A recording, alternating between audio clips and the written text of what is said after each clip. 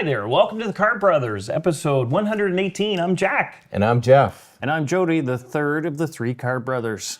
Well, we're so happy to have you with us. We have our special guest tonight is Barb Fletcher, guys. 35 years in the healthcare industry, and most recently is a stress management coach. Well, So we'll get to hear about that. yes, we'll all use a few tips from Barb on Yes, that on that, topic, and that's how, for sure. what that entails. I never knew there was such a thing as a stress management coach. So it'd be really neat to hear about how that plays out, and what are some strategies for people that might be in stressful situations.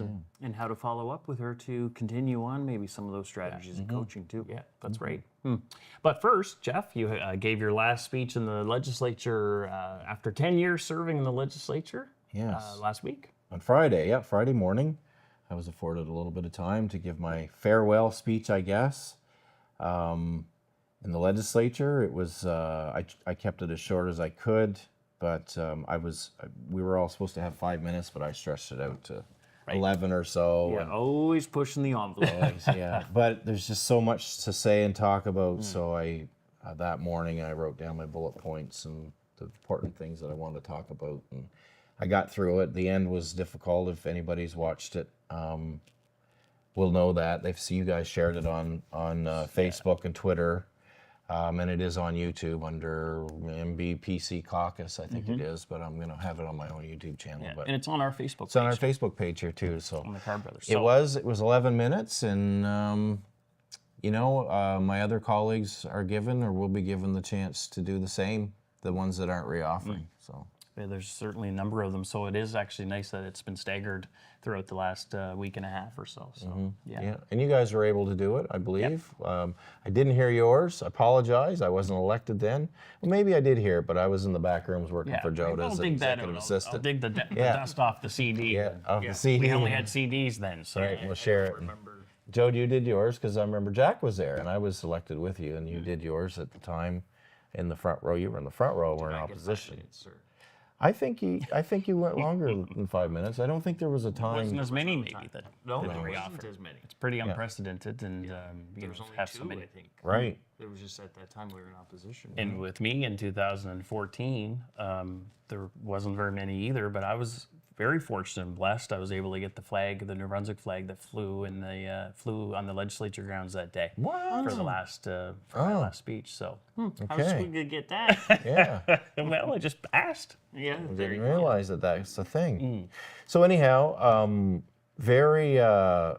it's takes you really back through all those years when you're writing your bullet points and thinking about what you want to say, and all the people that you appreciate that helped you, maintain elections year over year, and they drive you to keep going and doing what you do. And One more voter, one more right down to the know. wire, and everything in between. Is one thing to get elected, and then it's another thing to keep getting elected, and then it's another thing altogether to announce a retirement. I know, and if I missed anybody in my acknowledgments, I sincerely apologize.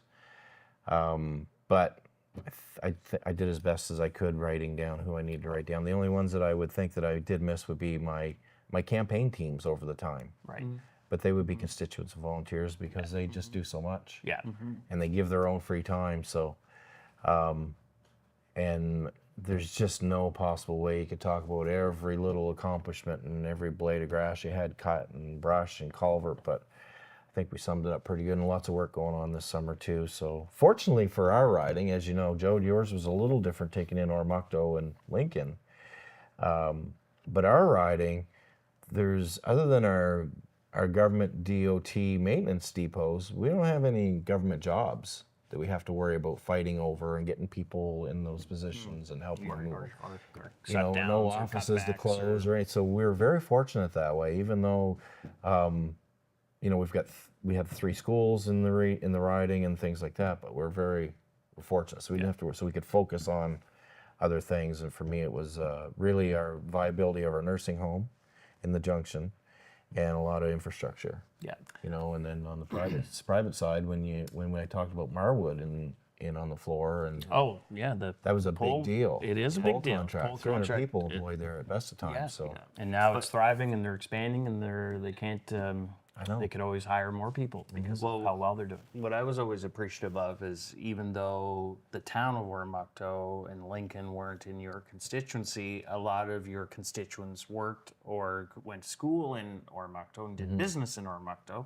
And you often got involved with the Oromocto infrastructure, like the hospital issues or the high school, the nursing home, special care home in Oromocto. So there's been a lot of accomplishments there too that have gone unnoticed, I think, or certainly unrecognized by your behind the scenes work to support your constituents in those issues too. Or the city of Fredericton.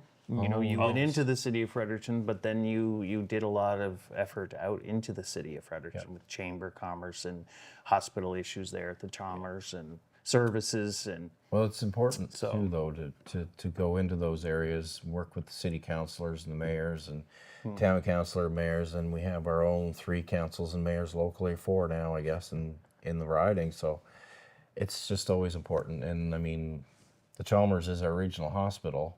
You know, quite vocal I was about Services and there were programs. services there, and even back when you were still elected, we were vocal in opposition. there was one cabinet the meeting capital project. you knew about wasn't on cabinet, that wasn't on the list of projects. Right. And we had promised. And here Moncton and St. John are fighting over 100 million and we don't have anything. And all we wanted was 2 million just to get the little thing started. Exactly. I know. So, So there's been a lot. There's been a lot. Yeah. Over the last 10 years, and 10 years went by fast. yeah. I just can't believe it. Well, we could have another show, and we should probably will. on the upcoming election, what's going to happen Yeah. in these ridings, could, what your next steps will be, Yeah. the future. And our insights with our background of being candidates and campaign members, and I think that'll be a great show. Let's do would that. be. But in the meantime, let's give the viewers Let's have a look at the video. If you haven't seen it yet, it's on YouTube. yeah. It has been shared on Facebook by Yeah, my younger brothers here, Yeah. and on Twitter. So let's have a little recap of it now if you didn't get a chance to see it. Right. And then when we come back, though, we'll have Barb on. We will have Barb on, have a great chat about stress and how you deal with your stress. What a timely topic. eh? Yes, yes. Thank you, Mr. Speaker. It is important for me that you've recognized me, as we were both elected at the same time in 2014. And I appreciate that you will afford me a few minutes of your time, this legislature's agenda, to just share a few remarks, add a few accomplishments, and recognize some acknowledgements. During my 10 years here, it's going to be very difficult to compact it into a few minutes, but I'll do my best to do that. To the House leaders from all parties, I'll try not to create an opportunity or a situation where there are too many points of order that will have to come from this afterwards. I'll keep it brief as possible and to the point. There are many people to thank, Mr. Speaker, for my journey here over the last 10 years. Besides all of you as my colleagues, former colleagues, and future colleagues, actually, that will encourage me to continue on in different capacities and different roles. But my main supporter throughout all this, and I'll get into the rest of the family, there's lots, but would be my wife, Kathy.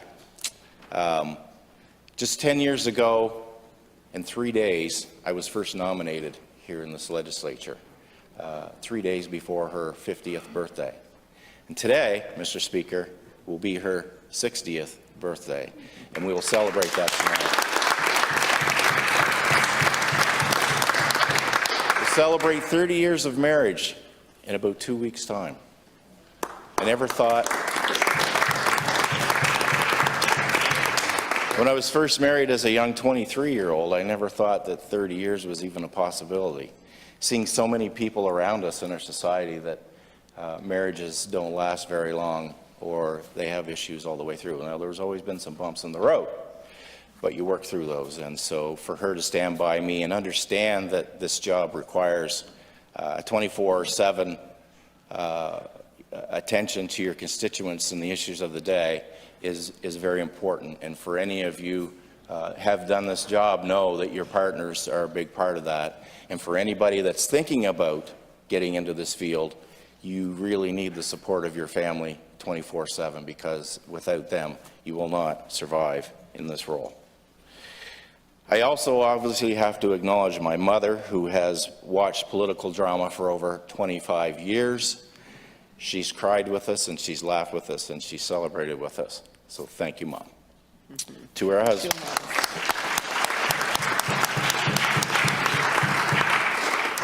To her husband, Dave, my stepfather, my Aunt Luann, who actually started campaigning in the Hatfield years and really showed us how to campaign and not go into the trap of trying to reinvent the wheel. Electioneering is a special thing that once you learn it and you've perfected it, keep doing what you're doing, because if it works, don't change it. And for her to be with us for 30 years of politics is a special thing. To my brothers and their families, thank you as well. They really paved the way for me to be here. They showed me how to be a good constituency MLA and what it means to value stakeholders and people that don't have a voice to be their voice. Obviously, several executive assistants. Gee whiz, my first time in cabinet, I think I went through 3 or 4. I don't know what that means exactly, but you know, we all have our style and our own accomplishments. But to the secretaries, the various departmental staff, the staff at GMO, in opposition and in government, just so many valuable people that were there to support along the way. You know, to the staff here at the legislature as well, Mr. Speaker, that do so much for all of us every day. They take so much pride when they come here to work. They love their jobs. They are interested in it. They get excited about it. And that's what drives, I think, most of us to see those young people and the young people at heart that sit at the front table as well, to do their jobs and to be really interested in it. And I couldn't obviously do any of this without Roseanne, my constituency assistant, who's been with me every day for the last 10 years, and many years before that when I was in construction. Rosie was with me. She understands me, which is a great thing. She knows what my needs are, and she is the front line to my constituents, and she understands them, and she loves them as well. I told you, Mr. Speaker, I was going to try not to do too many things to get over my time, but I'll make it as quick as I can. I've been here for 10 years. I think I can be afforded a few extra minutes. To my constituents, it's all pensionable time, Mr. Speaker. As slight as it may be, it is pensionable time. So to my constituents that have elected me 3 times, you are why I'm here. There's not one single person in this room that elects us. It's those that we represent at home. Those are the people that we are the voice for. Those are the people that we stand up for. When I was in opposition, Mr. Speaker, I couldn't wait to stand on my feet and speak for those people. Speak for those that don't have a voice. Speak for the marginalized. Speak for the stakeholders. That should never change when you get over on this side of the floor, Mr. Speaker, because those are the people that matter in our democracy. Those are the people that are funding our salaries. Those are the people that go to work every single day. They drive our economy, and they do it well, Mr. Speaker, and those are the people that I am here to speak for every single day.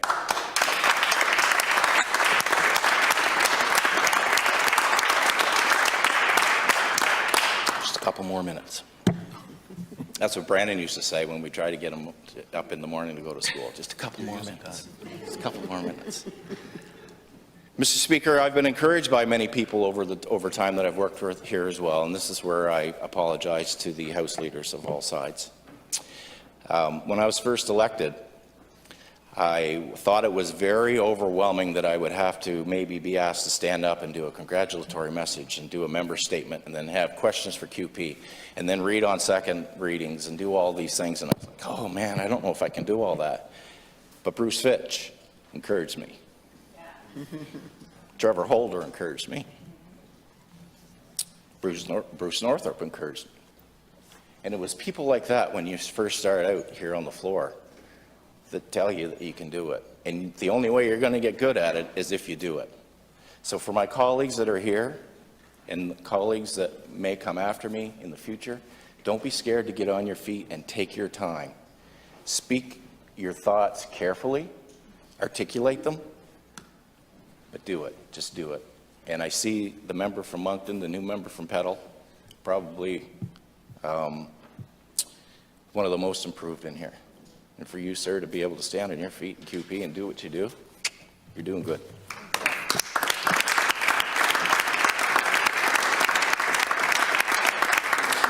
Obviously, my brothers as well, Jody, I would sit in the back row over there and I'd be like, oh, I don't know if I can do this. And he'd turn around and he'd say, just get up and do it. Do it. Get on your feet and do it. So you work at that over time. You get to the point in your career when you can maybe just write a few bullet points and stray off them and keep the speaker getting to the edge of his chair, and you keep doing those things and you keep getting good at it, and you work into what you can do here. To the defenders of democracy, defend this place with everything that you have. Defend the democracy that serves us so well. Speak for those that cannot speak for themselves. There's a reason why we all say that the majority can look after themselves, but it's the minority we govern for on their behalf. Continue to do that. That is our role, to speak for those people that can't speak for themselves. Because without that, society fails. So continue to do that.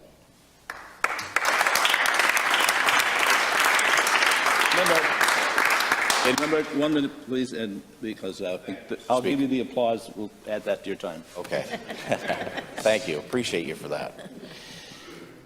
I only have a few brief accomplishments that I want to talk about. Obviously, when we were in opposition, Marwood, our pressure treating plant in Tracyville, lost their important contract that they had kept for 40 years to provide pressure treated poles for NB Power.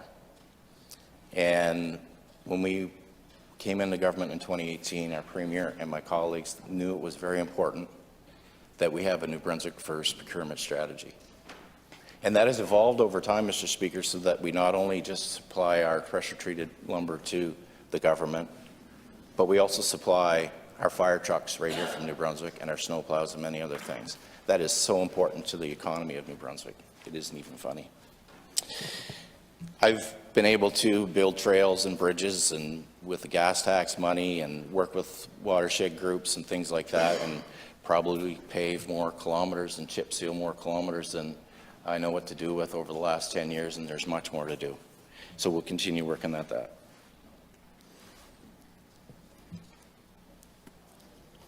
Just give me 1 second, Speaker.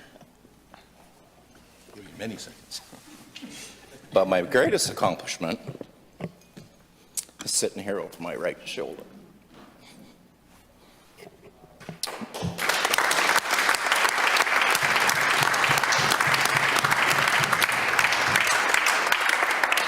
Now, obviously, many of you know Brandon. You've worked with Brandon.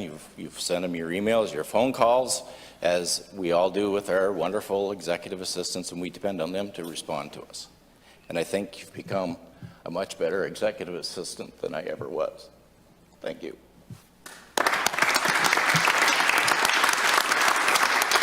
I said I wouldn't do that, Speaker, so I'll leave with this. So leave it all on the table when you come here. Take all the shots that you can take.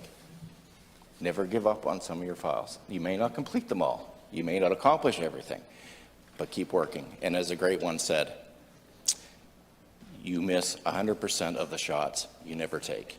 Have no regrets. Thank you.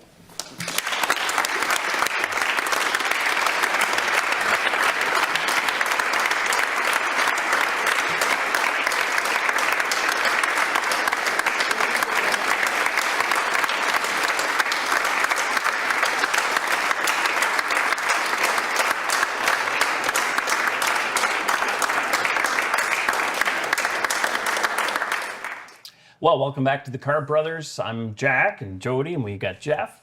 And that was Jeff's farewell speech, final speech after 10 years, Jeff, that you gave in the legislature. So, and well, that was heartfelt and It was. very emotional and right from the heart. And couldn't say thanks enough for everyone that's been involved with your political career, right? I know you can't, and I just so appreciate, really appreciate you too as well. Your mentoring, your advice over the years, and instilling me that you have to have a love for your constituents. Yeah. Oh, yeah. And the issues, no matter how tough they are. So, and you can't do it without family. Well, like you said, there's not, maybe I heard before, but politics is not there. It's not for everyone. No. And you displayed your courage as well as your commitment to people really well. And Thank you. did the Carr brothers and the Carr family and all our other families proud. So yeah, good job. Well, we're very pleased. Oh yes. That's enough about me. Very, very topical. Politics can be very stressful, and the whole world can be very stressful these times. In these times, so we're very pleased to have Barb Fletcher with us. Barb, thank you for joining us. Thanks for having me. That's very nice. Appreciate the opportunity. Well, you've had 35 years in the healthcare industry prior to what you do now, and you're a stress management coach. What does that entail? I've never heard of a stress management coach before. Well, we have all come to accept that stress is just normal. And what I want people to understand is that there's a life where stress doesn't have to take you down. It doesn't have to be something that causes you disease, unease, sleepless nights. And so I acquired these tools that I use every day when I was working, because I developed something called TMJ when I was working for the province, which is jaw pain. And so the dentist prescribed a retainer for me to wear at night so that I didn't grind my teeth. And so I promptly chewed through the first one. Man, And then the second one, I did the same. And then the third, he said, okay, that's it. No more of those. We're going to send you to Halifax and they will break your jaw and wire it shut. oh my goodness. And this is 20 years ago, so the process probably looks different now. But that was the awakening for me that said, maybe I need to take some personal responsibility for the stress that I'm experiencing. And so I can't tell you how many people I talk to that tell me about how they have headaches and jaw pain because they're grinding their teeth. So that was the impetus for me to find this path. Wow.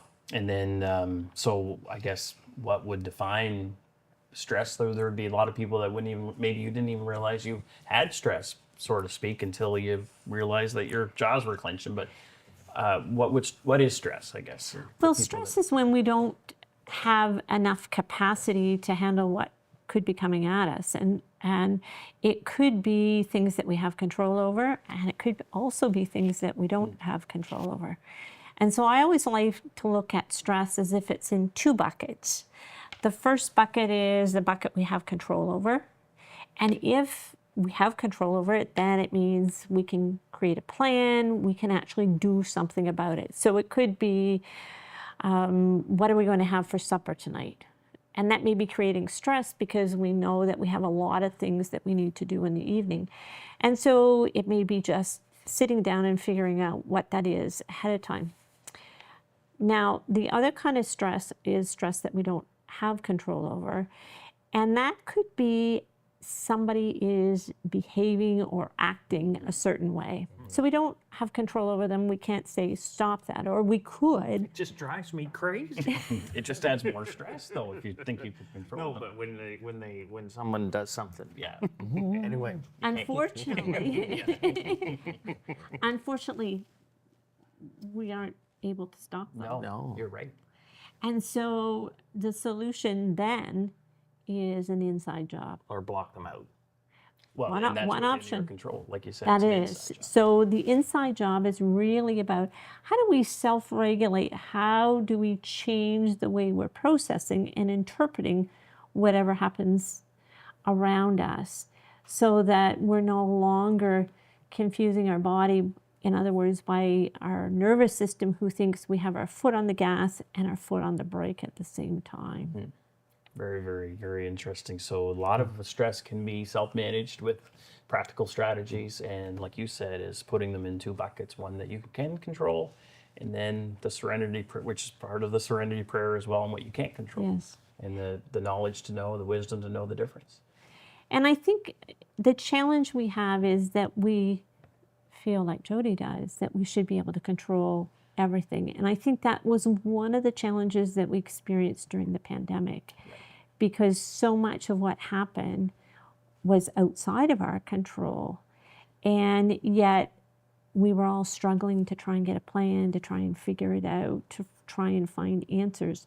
And all that time, we're creating that wear and tear on the inside of our body, which then translates into unease. It may be headaches, it could be digestion issues, it could be sleepless nights, it could be grinding your teeth like I did. Comes out, that stress comes out in some form. So that's really neat to talk about. So what are some of your basic strategies that you coach people in? Yeah. So the biggest thing is awareness. If we're not aware of what the root is, what's causing us the stress, then we're essentially just putting a Band-Aid on it. And so our medical system, when we go, often doesn't have a conversation about what's the root of what's actually happening. They're looking at the symptoms. And so I'm wanting to understand what might be at fault. And so people will often say, well, work is terrible. Work is terrible. And they may actually get triggered at work, but when we sit down and look, we may see that they have financial issues, they may have relationship issues, and those may have contributed to the situation that when they find themselves at work, something happens and they snap and they go, it's work. So we want to get to the bottom of that, and we can do that with a self-assessment. So we begin to look at what's the physical stress look like, what's financial, relationship, how much support do you have, how much social support do you have, how much fear of the future do you have, how do you react to stress, and how much stress are you carrying on the inside. So we can measure that by that self-assessment, and that tells a very valuable story. Well, that helps with the knowing where you're coming from, the person is coming from, and where they can go with that. For sure. It's statistically valid, so we can take it every 30 days. Okay. And, you know, it's circumstantial, because if yesterday, you know, the motor went out of your car, then that's going to create some financial stress, and that's going to show up. But it, you know, for the most part, you'll get a sense of what's actually happening. Yeah. And how much personal responsibility or effort does it take on the person to try to address the stress that they're experiencing? Like, I suppose that's subjective and it's all in proportion, but do you find that prevents people from, I mean, they have to put a little of their work in, their own work into it, and maybe it's easier just to avoid it. It's not a huge amount. It's much less than what you think. It's, if people invest, I mean, not me from personal experience, but other people might avoid addressing that. if people are prepared to invest 10 minutes a day, they can see relief. Wow. So it's really about Because that. that's how long it takes me to log into Facebook. Yeah. You know? Yeah. And so instead of, while you're logging into Facebook, you know, I would give you something to practice. And while Facebook is loading, you could actually practice these tools so that when you arrived at Facebook, you'd be self-regulated. Right. So what's some?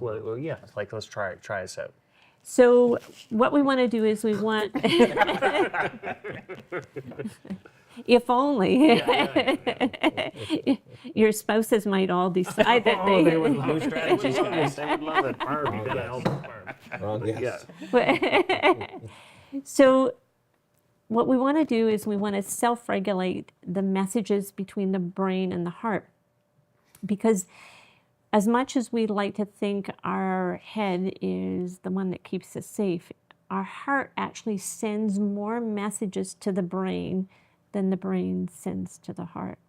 So what we're doing is we're using the heart, and we're using the head, and we're using breath, which are 3 things that you take with you wherever you go.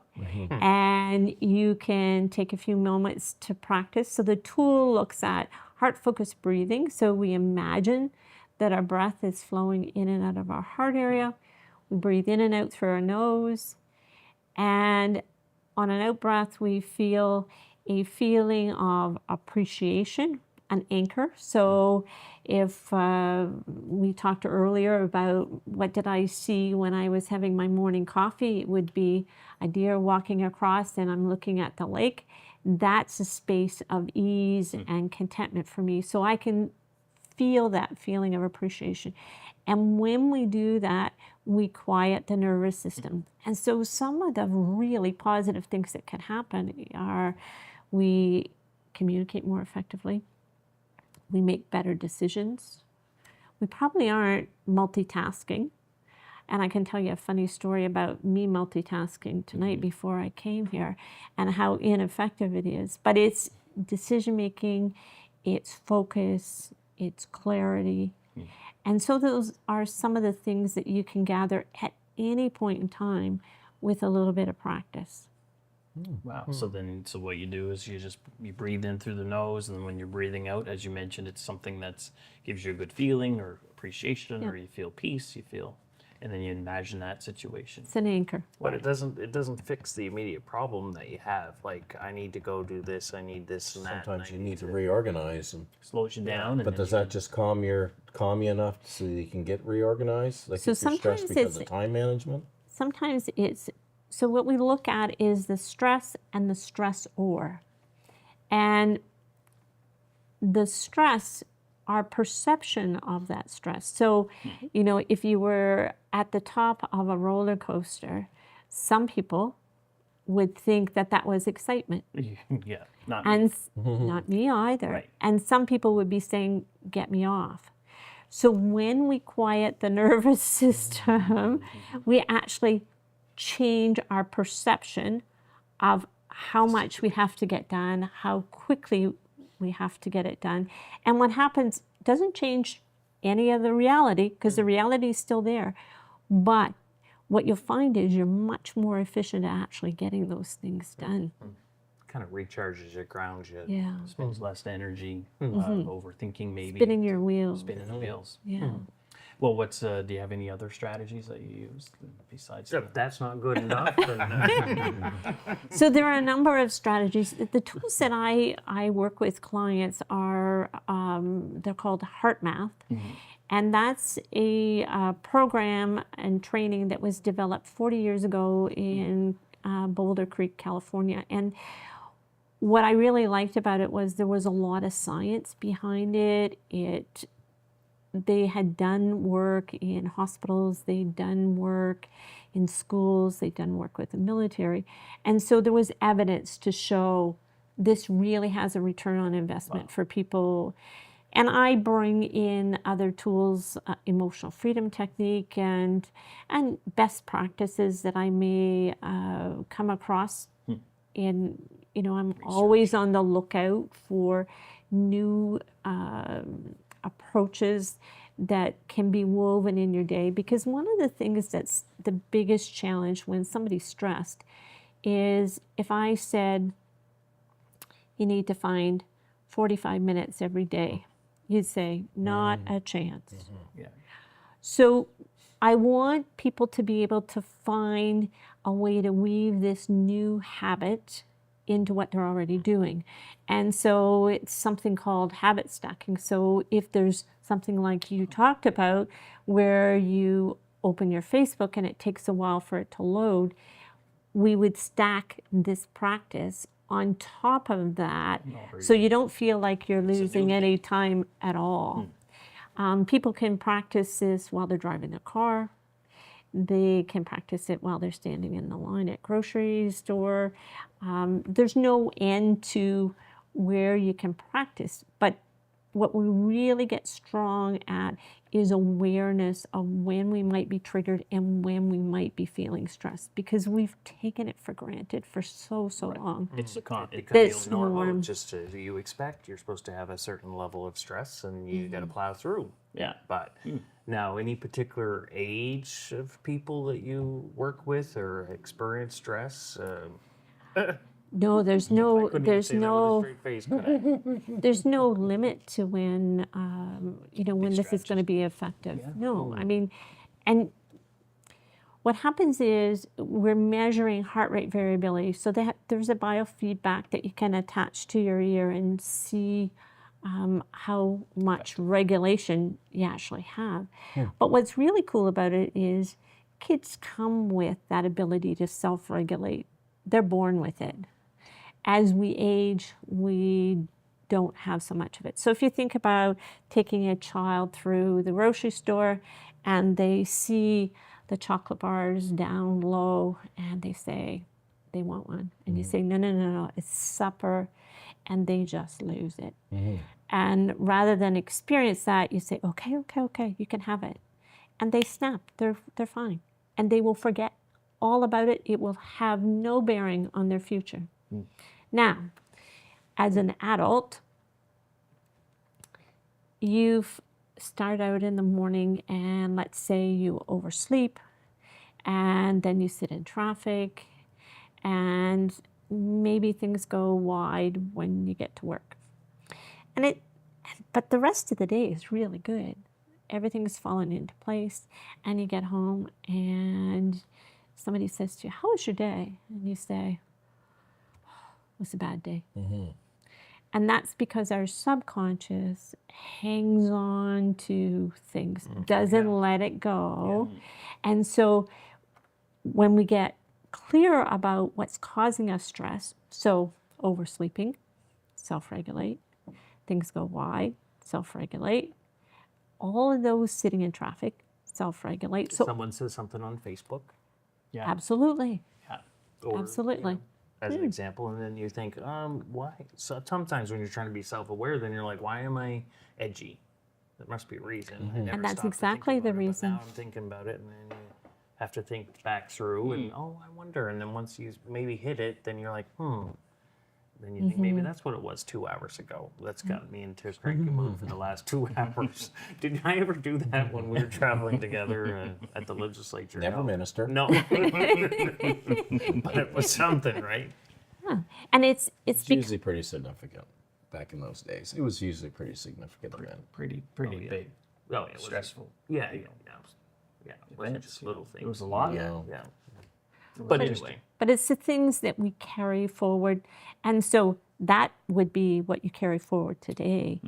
But maybe there's something that happened 6 months ago that you haven't let go of. Right. oh, Or even longer, and you're still carrying that forward.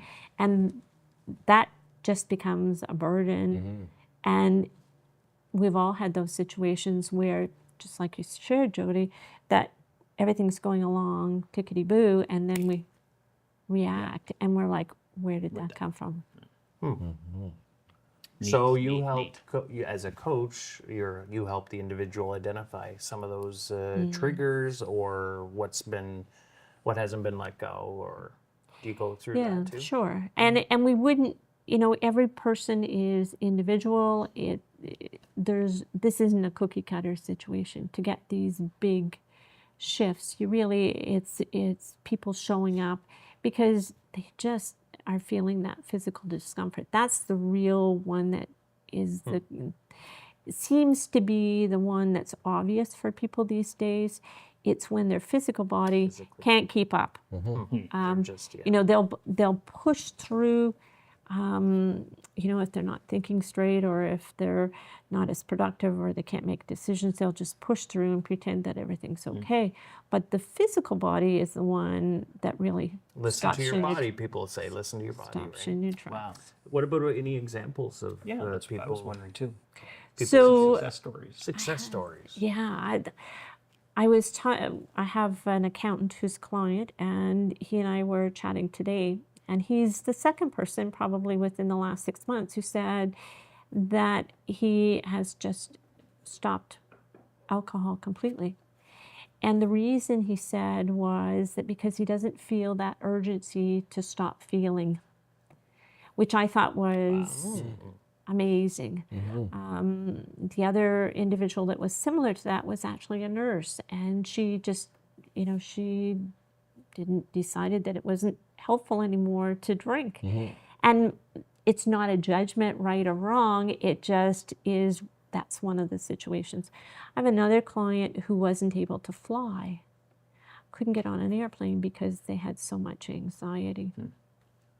I'm working with a doctor in Saudi Arabia who is also an engineer, and she had the highest stress score of anybody I've ever worked with. And she felt that it was difficult to get along with others. She was feeling financial pressure. There were a whole series of stressors for her. And after 3-4 months, we dialed that all back, and she now finds a lot more ease and a lot more success. So it doesn't take forever to feel better. People feel better after a week. They'll notice a change, and the results are measurable, and we can look at that measure to see what that story that tells. Wow. But so stress doesn't have any prejudices over your amount of income or what field of work you're in, if you're blue collar, you're white collar, none of that. It can affect any age or anybody. It just, it's how we internalize it. It's how we interpret the things that are happening to us. Because we've seen people who maybe don't have as much means, but seem happy as can be, and don't struggle, with the latest vehicle. We visit Costa Rica in the winter, and, the average income is, I think, $3 an hour there. And so those people are all happy. And for the most part, healthy. And so they interpret stress differently than perhaps we do, who are moving along quickly in a bit of a rat race. So there's a lot in the world right now, whether it's war or politics, anything and everything else in between, all over. A lot of stress on TV, internet. Illness. Anything, illness as well, coming from the COVID world and then coming out of that. What are some daily habits that people could do, or things that they could do or not do to make their day go better? Well, I think we all want to know what's happening in the world. We want the context, but how much time we invest in that is another story. And so what you might want to think about is putting that stress that you're reading about in 2 buckets. Is it a bucket you have control over? There you go. And if it is, then you may be able to be helpful. So if we read something on social media about somebody who's in need of some food, Right. Like we see that from time to Yes. time, we can go to our cupboard and help them out. And that stress doesn't create that negative response within us.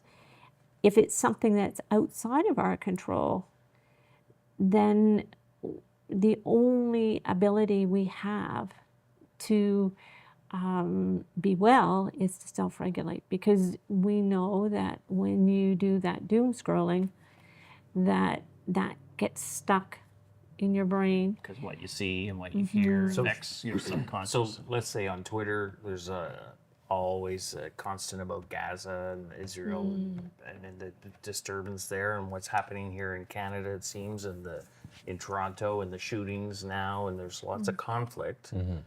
So if that's in the maybe out of my control, maybe part of it's in your control, you can help your neighbors. But if it's out of your control, then is it better just not to read it? Or is it better just to say it's not in my control, I'm going to look at it, but what are you supposed to do? I think, we want to know what's happening in the world. The philosophy I used to use with my mom when she was alive was she would call me and she'd say, "Barb, did you read the paper today?" And I'd say, "No, Mom, I didn't, because there's no good news." And I said, "When you find good news in the paper, you call me back." And so then she would say, "Hand me over to Ron," because she would. Ron, like, we didn't like hearing about it. My husband would. She'd have the conversation with him. But I choose not to ingest a lot of that. I want to know. I know what's happening around the world, but I also know how much change I can affect in that. And That was an interesting non-answer. yeah, no, that was good. That was an answer in a way. Well, it I was think basically you just have it's- to pick and choose what you can. I think so. Yeah. What you're comfortable Identify with. what you can control. Because there are, who are the people you're going to be bumping up in a day? Do you need to know more about what's happening? Is that part of your conversation? And why are you consuming it? Yeah. What's the purpose? I know. Get into that route again. Why are you spending maybe 2-3 hours in the evening Yep. when it's actually bedtime and time to wind down, and Yeah. instead of winding down and not. So that could be some strategies too of what you put in your mind before bed is important, I would think too. Yes. We've instituted just recently where we shut all the screens off at least a couple of hours before we go to bed In your home. in our Wow. home. And we're seeing positive results. I measure sleep because sleep's our ability it defines how we're able to show up the next day. And so if I'm not getting enough deep sleep, enough quiet, then I'm not going to be able to give my best to the people that I'm going to work with. And do you see a connection when, if you're watching on the screens 2-3 hours before bed, and then when because you measure your sleep, does that go down? Does it connect? You see a For connection? sure. So when we're away in a warm country, I often have close to 4 hours of deep sleep, which is remarkable. I don't get that level of deep sleep when we return, and I'm not 100% sure why. I think it's because when we're there, all of the things that are, family and all of the things that we bump up against when we're home, the responsibilities are different. But I do see a difference when I limit the screens before bedtime. And it's funny because we've created a new routine where we're reading and listening to a book, and that whole exercise, it doesn't take long, and it becomes something that you really look forward to. So it's changing the pattern, to what fits for you. In the bucket that you can control. You can In control the bucket taking what the I screen control. off, listening to an audiobook or reading together, husband and wife, talk about it, and then so that's a great category where you do have control over what We you do have control. Yeah. Yeah. Well, why do you do what you do? Well, I'm in a place in my life that I want to make a difference. Yeah. And if I can't make a difference, then I need to be doing something else. And so, my dad at 80 said, I think I'll retire. And so I'll never forget that day. He was standing, it was just past his 80th birthday, and he was standing in the porch ready to go outside. And I think I probably have some of that, having grown up on a farm. I think I don't see a number that says you're done. And I knew that I could help people, I could be of service, and so this is the space for me to play in. Well, fascinating. Yeah, Barb had a number of years long-term service in the government of New Brunswick for the people of New Brunswick, and you were you made an impact with a role over at the Center for Aging at York Care Center. Care center. And then you carry on this kind of health and wellness, maybe on a proactive basis. Maybe in government, sometimes it's reactive and not able to, but it's a real much more maybe proactive basis in this way to get to those root causes. Do you find yourself working still with seniors in terms of stress management? Because, people change and families change, but as people's needs change, they get older or they experience So I've done trauma quite or a bit of disability. work in long-term care with the staff who are actually caring for seniors.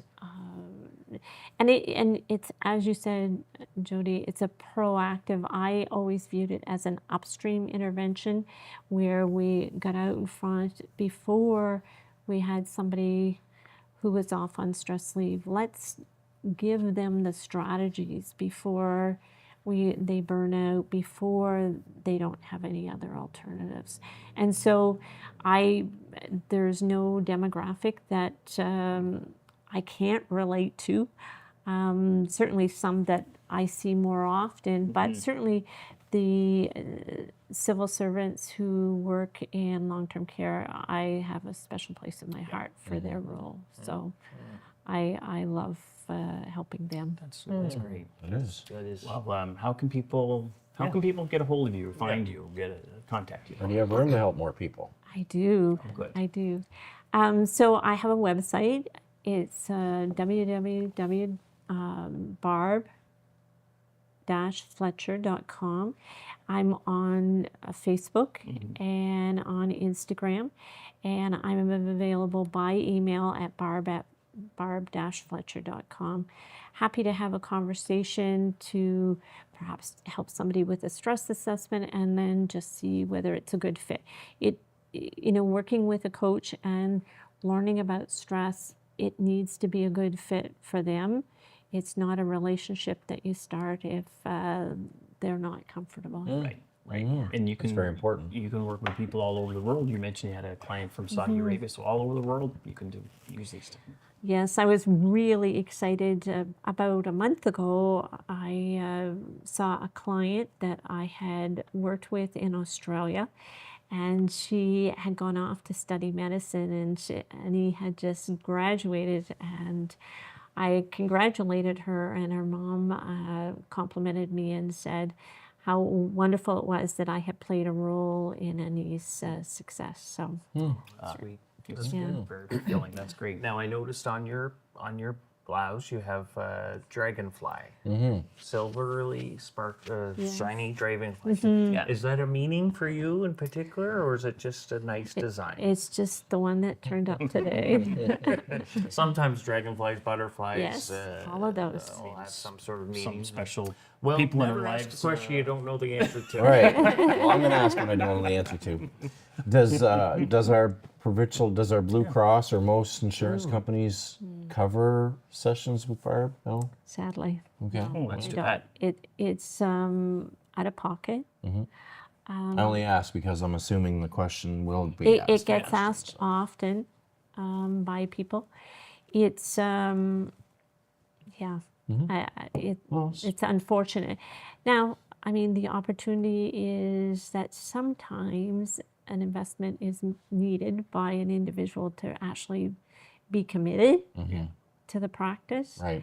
And so, we can often work around that. There are one-on-one coachings, and there's also opportunities. So I'm offering this Thursday night 4 sessions for women, and they're 30 minutes each. And so probably not when this is going to be aired, but I will be offering those on a monthly basis. And those are a more affordable option than one-on-one coaching. Right. But So as a group, you have group sessions?